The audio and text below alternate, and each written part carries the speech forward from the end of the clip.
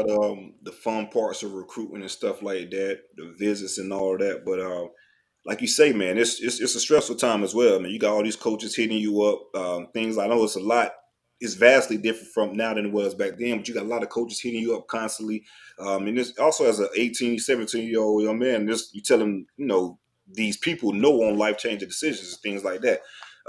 Was that process? I know you, of course, you had your dad and you're going to kind of guide you, but was that process tough for you in that aspect? Just the grind of the recruiting, the hassle of the coaches calling you, telling people no, and things like that. It was hard. I will say that. Like I ain't know what I was getting myself into at the time. Like I thankful I had my parents involved to kind of help steer me. And I had Tim, my older brother. He was and a lot of people don't know this. Tim was a track athlete at UN when I was coming out.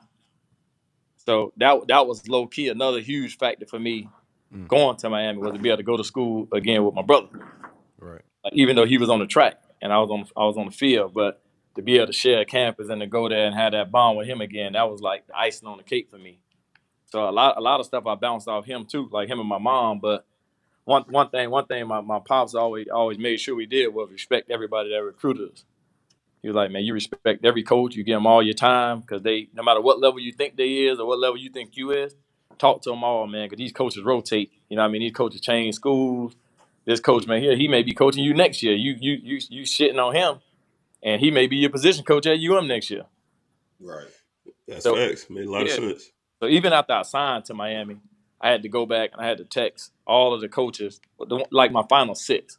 I had to text all those coaches a thank you note. And thank you for recruiting me, that it didn't work out, but I appreciate the time and I appreciate the effort they put in recruiting me and my family. So I did that to all them guys. And believe it or not, a lot of that stuff paid off later on in life. Stand up, bro. Yeah, move.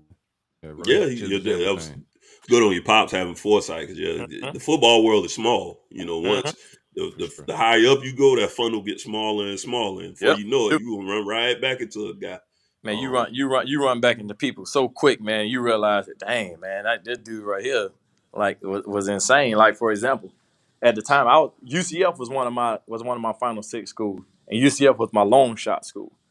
There was my school I think legitimately recruited me probably the hardest outside of Miami, and they were not the UCF of the day, so they weren't nowhere near as a competitive level as a Miami, Florida, Ohio State, but they were genuine. You know what I mean? They recruited me as a staff, Coach O'Leary, Coach David Kelly.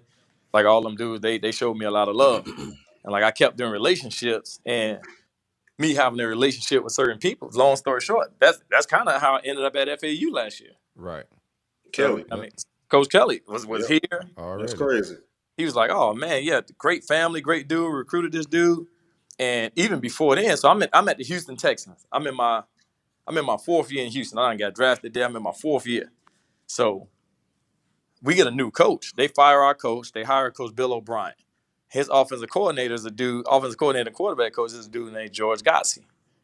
So it came time. They had to make a decision on me whether to keep me on the team or to move on from me. And George Gotsey spoke up for me because he was on that UCF staff that recruited me coming out of high school. And he remembered that. And he like, man, this is great dude. What if you would trolled him? Yeah, for real. Right. Exactly. He'd have been Exactly. like, Exactly. He kissed my whole ass. Right. Get him up out of here. Exactly. Rabbit got the gun now, baby. Exactly. Before we get into your Miami stuff, what was the remainder of your top six? I know we had Ohio State, Florida, Miami, UCF. What was the last two? LSU. LSU was big, and they tricked it off on their visit. It was. Well, I hit the LSU visit always. Boys did say that. I heard LSU visit go up, man. So LSU and who was my sixth school? Dang. Was it Florida State? Florida State. Oh, okay. I liked Florida State more than Florida State liked me. So that relationship never got off. They were 2008 because I was in the same class, man. They was on TJ Bryant real heavy.